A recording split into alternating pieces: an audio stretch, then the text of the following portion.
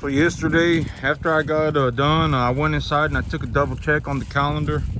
So what's gonna happen is on Friday, I'm gonna go and pick up fertilizer. On Sunday, I'm gonna throw the fertilizer on the field. And then on a Sunday evening to Monday morning, it should start raining. And Monday, I was gonna take animals to them. I may still take animals to market, I'll have to see. I had something come up that I completely forgot about. But if I can't take animals to market this Monday, there's a very good realistic possibility that it rains on next Monday as well. And so I may have to keep I may take the animals to market this week. I may end up taking the animals to market in like 3 weeks. I'll have to see. But this is one of the animals, number 32 right here. She's one of the animals that I would she's gonna be one of the first animals going to market. And when I look at her, I would say she's probably about right now I would say she's gonna be somewhere close to 700. And so these heifers, I want to take them to market at about 700. The steers, I would be looking more towards 800. And so right now this heifer would be good to go to market, but I got some stuff that came up, and it don't really matter to me, right? I've always said it don't matter. I could be running 20 animals, 30 animals, 40 animals, 50 animals, 60 animals, 70 animals. It's going to cost me the same amount of money anyway. I run these animals on grass, and so it don't really matter to me. I'm going to be fertilizing my grass on Sunday morning. I'm going to go pick up my fertilizer tomorrow, and I got to go to the dentist today. So that's how things are turning out. And I got a lot of cattle on still in the back. So yeah, these animals, I guess they forgot that I give them food. There was one day that I didn't give them food, and then they just completely forgot that I was giving them food, and so they just stopped showing up. But here in the next few days, once they realize that I'm dumping out corn for them in the morning again, they'll come by and they'll eat their grain. And so, man, I actually had something that I was gonna talk about this morning, and I completely forgot what it was. I mean, I 100% forgot. I mean, it was a whole thing, and I completely forgot. And so, oh yeah, okay. So, my whole thing, right, is like, and I'm not saying this to sound like a horrible person, right? I don't really feel, I don't get a kick out of saying this stuff. I don't enjoy saying this stuff. But honestly, if I were going to be as sincere as possible, people should not take advice from people who do not know what they're doing, right? If they don't know what they're doing, if you take, okay. And I don't get a kick out of saying this. I don't like saying this, but I feel like it is important to say, you know, my whole thing on speaking the truth is that if there is nothing else, at least you have virtue and honesty, right? If you don't have anything else, at least there is a virtue to honesty. You know, people will always acknowledge that honesty is honesty, right? I mean, you could whatever, right? I mean, you could tell them something and it could go against everything that they believe. But if you're being honest, at least there's that, right? At least there is a virtue to being honest. But like, okay, here's a very good way to put it. Like, if you spoke to me, right? If you spoke to me and you said, you know, I got a 10-acre field and I'm looking to make, this is my plan. I have a plan for myself. I'm going to grow this cultivar of grass. I'm going to put this much fertilizer on it. I have this information on my soil.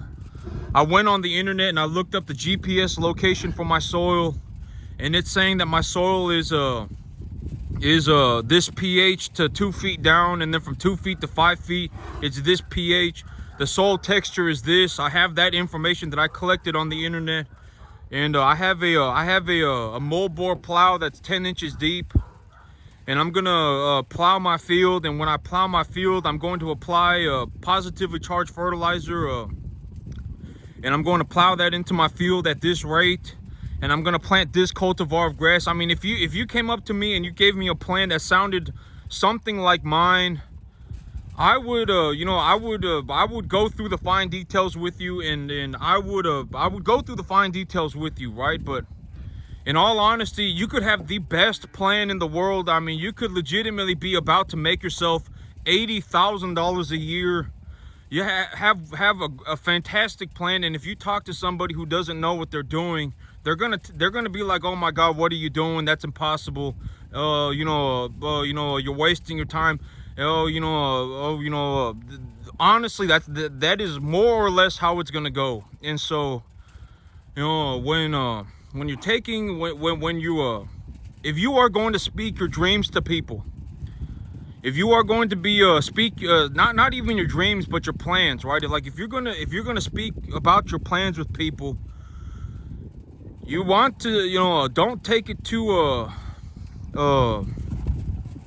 hard when a lot of people just have absolutely zero they just do not see any light in your plan, right? I mean, because it's like if you show up to somebody who doesn't know what they're doing and you say, I have a soil pH of this, my soil texture is this, I've been collecting data on my soil, I've scooped some soil into a Tupperware container, and I've used different fertilizer mixtures, and I also grew cherry tomatoes in my backyard. And when I was growing those cherry tomatoes, the potassium requirements for broadleaf plants is higher than grasses on a generic basis.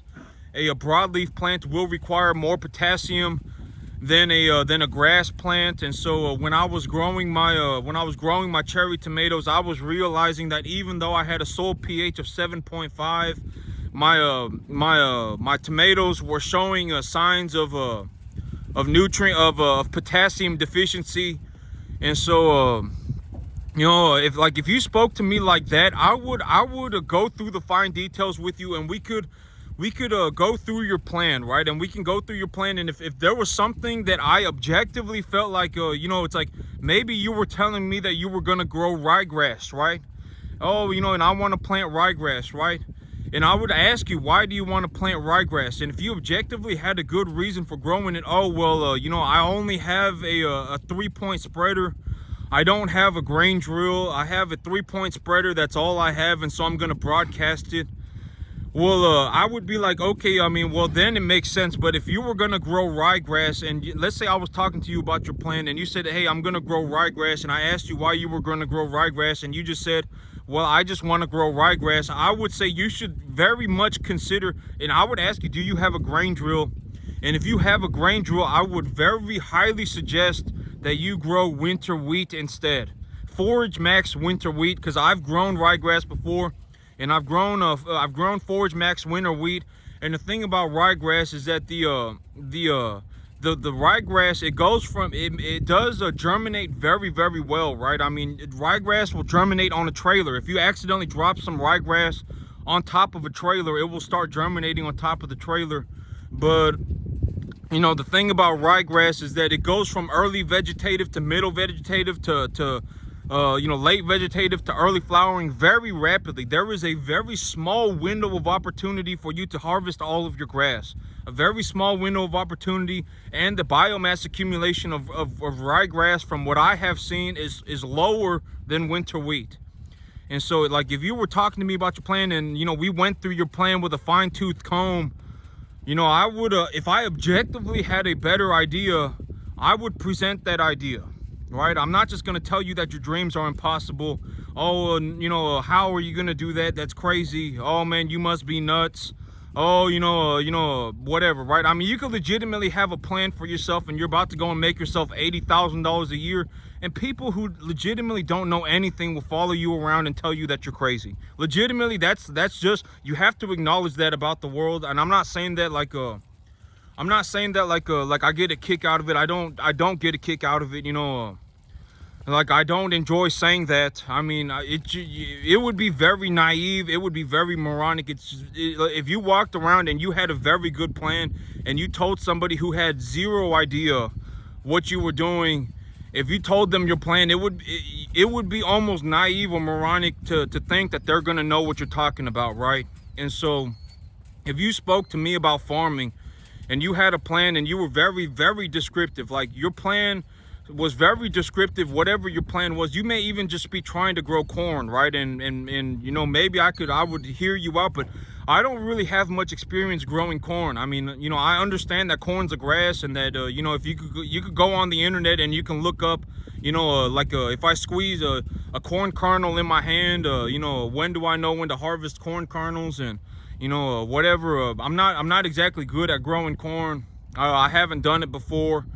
But if you wanted to, I mean, but it's a grass. I mean, if you came up to me and you said you're just gonna plant corn and you're not gonna fertilize it, and you're gonna plant organic corn and you're not gonna pesticide it, I mean, to that degree, I would know, your corn crop is screwed, right? I mean, you're not gonna grow much corn at all, if any at all. I mean, 99% of the time, right? And so, you know, from that perspective, okay, if you were to speak to me about farming, and you said, you know, I want to make it in Texas, in this area of Texas as a farmer. I don't know other areas. I was raised here my entire life. If I was not born in this area of Texas, and if I was not raised in this area of Texas, I probably could not have ran cattle to this extent, just because the cattle market in my local area is massive. There are a lot of cattle in my local area. You could go to a sale barn every single day of the week except for Sunday. You might even be able to go to 2 if you drove in a 2-hour radius. I mean, you might be able to go to like 10 a week. Legitimately, there are so many sale barns in my area. There are sale barns all over the place. They're all having sales on different days, and they're still selling, you know, 2,000 cattle, you know, 1,500, 2,000 cattle a day at each location. And so there are legitimately cattle everywhere. I mean, there is a massive cattle market in my area. Hay in our area grows very well, practically year-round. I mean, on the average year, 9 out of 10 years, we can grow hay here about 8-9 months out of the year. And we can grow so much hay on our land that we are able to feed like 7, 8, 9, 10 cattle per acre, legitimately. And I don't, you know, this is the only area that I've been in practically my whole life. And so this is all I know. I know that there are other areas where in like the winter, it's like 5 months of winter. And in the 5 months of winter, it's like negative temperatures outside. And, you know, and that's, you know, here in Texas, we don't really go through that. You know, on the average year, 8 to 9 months out of the year, I can grow plants, whatever it may be. I can grow crops outside legitimately for 8 to 9 months out of the year, 8 to 9 out of 10 years. On most years, I can grow crops outside on just the natural environment for like you know, 90% of the year, 75% of the year. And so you know, if you spoke to me, you know, it would probably have to be about, you know, Central Texas, running cattle and growing hay, because that would be my specialty, right? That would be what I would know the fine details about. And if you wanted to talk about that with a fine tooth, and we wanted to go through an idea with a fine tooth comb, I could probably be very objective with you and listen to your plan. And if it was a good plan, and if I could not come up with anything better, I would say this is a good plan. I wouldn't be like, oh, you know, what are you doing? Oh, that's crazy. Oh, that's nuts. Oh, I can't believe it. I'm not going to do that, right? If it was a good plan, I would tell you that it was a good plan. And if I objectively had a better idea, I would present my idea. And but I mean, if it was some I fell out of heaven a 7, and this is my journey adventure, and you know, and everything's gonna be good for me, and altruism time, and if it was something like that, I'm probably not even gonna spend my time arguing with you or whatever it may be, because whatever I could say, it's not gonna. I mean, I legitimately, what could I possibly say at that point? I mean, you're just gonna need more time and more experience, maybe. I mean, and it would be. I would hope that you make it, that you figure it out before you died. Honestly, I mean, like when I drive around and I take a look, you know, when I go to these sale barns, right? I see a lot of cattle. I see cattle all over the place, and I'm just gonna be honest. About 90% of the cattle that I see are not doing very good. They're very thin. I mean, they are not. They're not doing very good. Body conditioning score of 4 or less. The grass is barely 2 inches tall. I mean, it's not a good sight. I mean, the cattle are you know, And the thing is like they got like one animal per like 4 or 5 acres, 3 4 acres. They got one animal per 3 4 acres, and they're still failing. Legitimately, they're still failing, right? I mean, their cattle are bone thin. It's not very good. And you see that a lot. I'm not saying that to sound like a prick. Just go outside and drive around. When I drive to the sale barn up in the north, I see a lot of cattle. When I drive to the sale barn in the east, I see a lot of cattle. When I drive to a sale barn in the west, I see a lot of cattle. When I drive to a sale barn in the northwest, I see a lot of cattle. Almost all of these cattle are pretty thin, like body conditioning score 4 or less. They're so thin that even when I'm driving by them and I see them from like a you know, an acre away, I can still see the bones on their body. That's how thin they are. And you know, and that's I don't like seeing that, right? I mean, I don't. You know, that's not very good for the animal. You know, having an animal that thin is not good. I mean, I can't imagine that the animal's very happy. And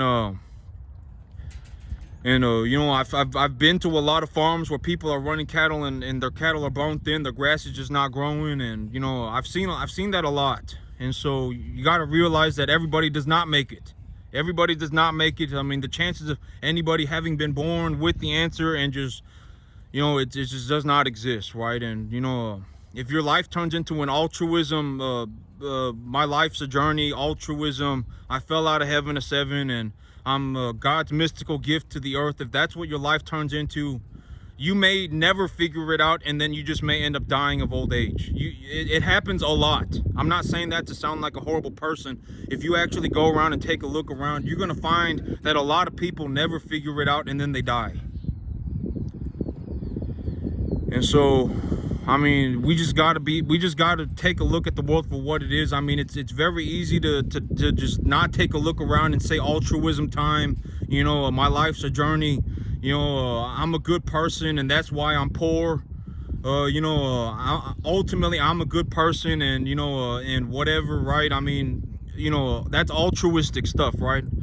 You know, I've always said that, you know, altruism is not good, right? Altruism is not good. It does not matter what it's about. If someone genuinely believes that they're a good person, like me, I don't really look at myself and say, you know, I'm a saint. I've already said I'm not a saint, right? I mean, it's very obvious that I'm not a saint. I mean, you know, what kind of saint would walk around and say, you know, and legitimately believe that some people cannot be saved under any circumstance, and that you know, there is a very real possibility that you'll be miserable forever and that you'll die just miserable, right? I mean, I'm not a saint. I've always said that I'm not a saint. But if I had the choice, I would choose to see more people succeed. If I had the choice, I would like to see a majority of people succeed.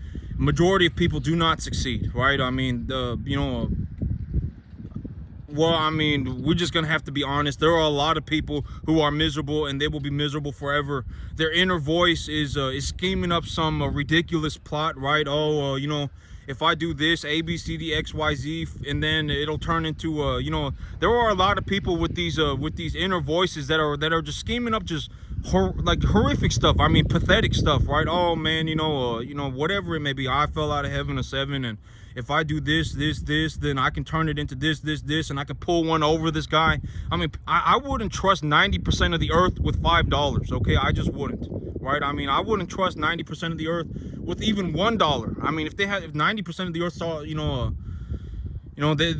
I wouldn't trust them with even $1, regardless of, you know, whatever, you know, whatever it may be, you know.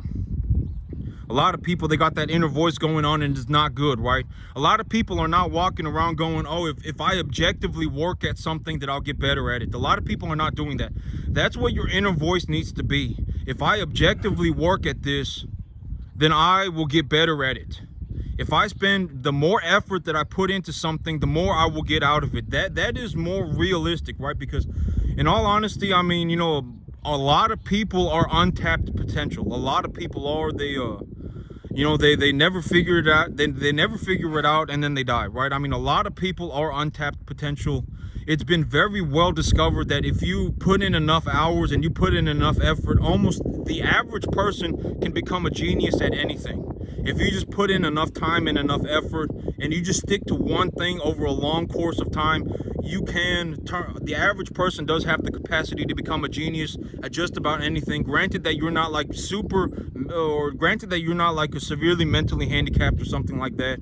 I mean, and I'm not, I'm not saying that you should give up if you're mentally handicapped, because there are also cases where mentally handicapped people end up becoming extremely good at stuff, right? I mean, like extremely good, like savant level good, right? Like this person can legitimately fly over, a city and draw the entire city off of memory, right? I mean, stuff like that. I mean, there are instances where mentally handicapped people become like savant level geniuses, right? And if you drove me whatever, right? Do I think that I have some savant level capacity? No. I mean, let's just be honest. I don't have, I was not born with the gift to farm. Like I was not just.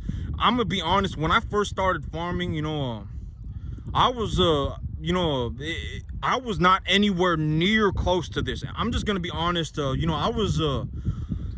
was putting potting soil in solo cups. Legitimately, and I was growing tomatoes and jalapenos in solo cups, right? And that's where I started. I was not like, oh, fly me over the city and I will draw the entire city off of my photographic memory. That was not me. I was not born a genius. If you put me in a room with 1,000 people, I would anticipate that 250, maybe 350 of them are just genetically going to be smarter than me. Like the cattle, I was not born this good at running cattle. I was not this good. I was not born this good at growing grass. I was not born this good at running a business. All of it took a long time. And if you're born average, somewhere around average like me, somewhere around average, it might take 14 years, and that is if you worked 15 hours a day, 7 days a week. But it's very difficult because here's the thing. It's like if you were born and you see this with a lot of dairy guys, if you want to see people who are just objectively in the right direction for running cattle, if you're in the dairy industry, I don't mean to give you a hard time, but I would think that you're not very good at business. Because if you think about dairy, think about it, right? You have to get a mama cow, and you have to put that mama cow on a very specific diet.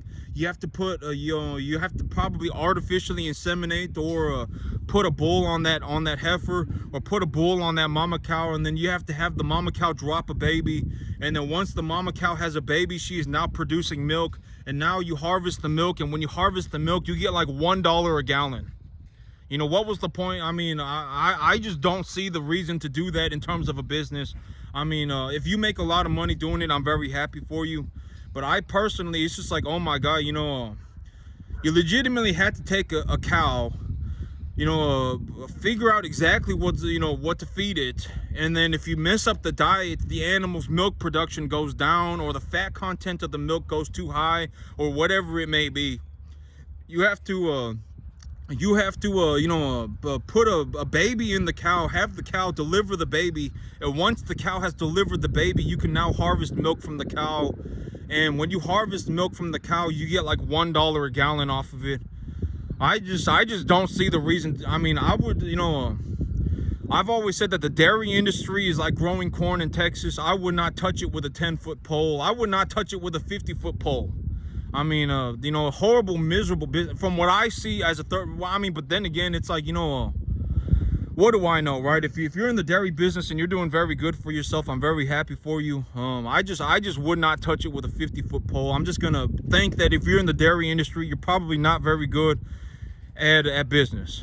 Well, but you may be, and I may be a moron, and you may be making a boatload of money in the dairy industry. I'm sure somebody makes a lot of money in the dairy industry, right? You've got to, because if not, why would there be so much milk? So, but you see it a lot in dairy guys. They're born on a dairy farm. They're born around all of these computers, right? Because these dairy farms, they got these everything put on a computer system, and they're taught from a very young age. They're on a dairy farm, and they're taught from a very young age, and that is legitimately their entire life, 24/7. They are like a fourth, fifth generation dairy guy, And they're taught from a very young age. We use this method to grow this cultivar of grass, to harvest it at this level of digestibility and protein, and we feed this level of digestibility and protein when the animal's at this stage of lactation, or when the animal's dry, we feed it this level of protein and digestibility feed.